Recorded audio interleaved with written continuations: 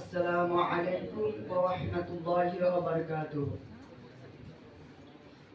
ইন্নাল হামদালিল্লাহি ওয়াহদাহু ওয়াস সালাতু ওয়াস সালামু আলা নাবিয়্যিন বা'দা। আম্মা বা'দ, আউযু বিল্লাহি মিনাশ শাইতানির রাজীম। বিসমিল্লাহির রাহমানির রাহিম। বাল তু'সিরুনাল হায়াতাদ দুনিয়া ওয়াল আখিরাতু খায়রুম ওয়া আবকা।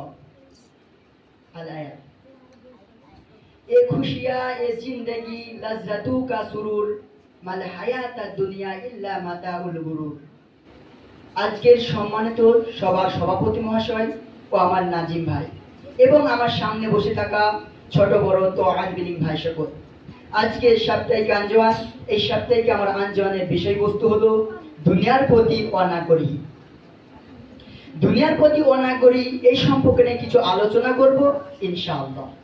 দুনিয়ার প্রতি অনাগ্রহী এই বিষয় দ্বারা বোঝা যায় যে যারা দুনিয়াকে বেশি ভালোবাসে, দুনিয়ার মায়ায় পড়ে থাকে, টাকা পয়সা মাল ধন নিয়ে তারা ব্যস্ত থাকে, আখিরাতের জীবনকে ভুলে গিয়ে আখিরাতের জীবনকে বেশি প্রাধান্য না দিয়ে এই দুনিয়ার জীবনকে বেশি প্রাধান্য দেয়, এদের ব্যাপারে আল্লাহ তাআলা কি বলেন? এদের ব্যাপারে আল্লাহ তাআলা সূরা আলার 16 ও 17 নম্বর আয়াতের মধ্যে আল্লাহ তাআলা বলেন, বাল তুসিরুনাল হায়াতাদ দুনিয়া, কিন্তু তোমরা পার্থিব জীবনকে বেশি প্রাধান্য দাও, ওয়াল আখিরাতু খায়রুম ওয়া আবকা, অথচ আখিরাতের জীবন শেষ জীবন এবং অস্থায়ী জীবন। তাহলে এই আল্লাহ তাআলা দুটি আয়াতের মধ্যে আল্লাহ তাআলা বোঝাতে চাইলেন যে এই দুনিয়াটা ক্ষণস্থায়ী এবং আখিরাতের জীবনটা হলো চিরস্থায়ী। তাই আমাদেরকে আল্লাহ তাআলা আখিরাতের জীবনকে বেশি প্রাধান্য দেওয়ার জন্য এই দুটি আয়াতের মধ্যে বললেন। তাহলে আমাদেরকে আখিরাতের জীবনকে বেশি প্রাধান্য দিতে হবে। আল্লাহ তাআলা এই সম্পর্কে আরো বলেন, সূরা তাকাসুরের মধ্যে বলেন, আলহাকুমুত তাকাসুর, তোমরা দুনিয়াতে মাল ধন সম্পদ নিয়ে তোমরা আত্মভোলা হয়ে গেছো, হাত্তা জুরতুমুল মাকাবির, যতক্ষণ না তোমরা কবরে পৌঁছাচ্ছ।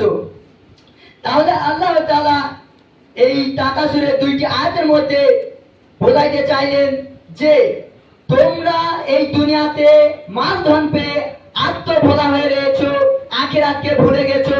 সেই দিন তোমরা বুঝতে পারবে যেদিন তোমরা কবরে যাবে, যেদিন তোমরা মারা যাবে এবং কবরে তোমাদের জায়গা হবে, সেই দিন তোমরা বুঝতে পারবে এই দুনিয়া এবং আখিরাতের পার্থক্য। আজকে আমরা অনেক ভাই রয়েছি যারা দুনিয়াকে বেশি মূল্যায়ন করি আখিরাতের চেয়ে।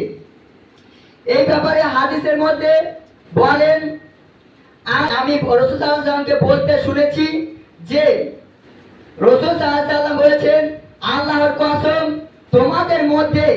তোমাদের মধ্যে দুনিয়া এবং আখিরাতের পার্থক্য হলো তোমাদের কেউ যখন সাগরের মাঝখানে যাবে বা যায়, যদি সাগরের মাঝখানে একটি আঙুল ডুবায় এবং ডুবানোর পরে আঙুলে যত পরিমাণ পানি লেগে থাকে সেটা হলো দুনিয়া, আর সাগরে যতটা পানি থাকবে সেটা হলো আখিরাত।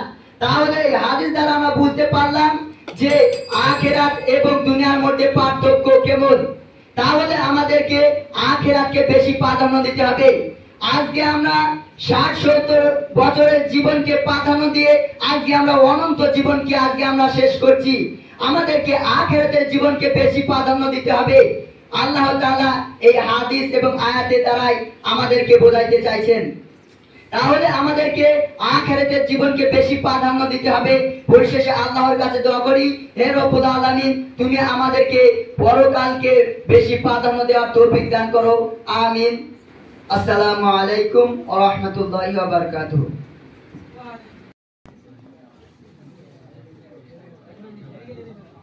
যেহেতু এটা শিক্ষা প্রতিষ্ঠান,